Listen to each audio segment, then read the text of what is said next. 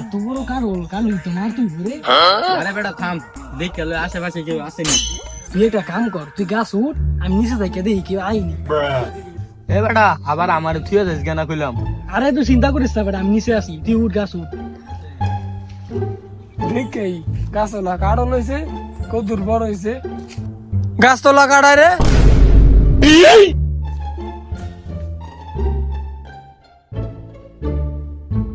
এইটা আবার কোন বিপদ ভাবলাম, গাছের মালিক আয় হচ্ছে, এই শুয়ারা বাচ্চা আমার থুয়ে গেছে গা, অনেক লাখ মাইট দেখাইতে হইব আমার। কি রে গাছ তো পানি করে না। কি রে আমার গাছের কারো শুরু করতে আইস?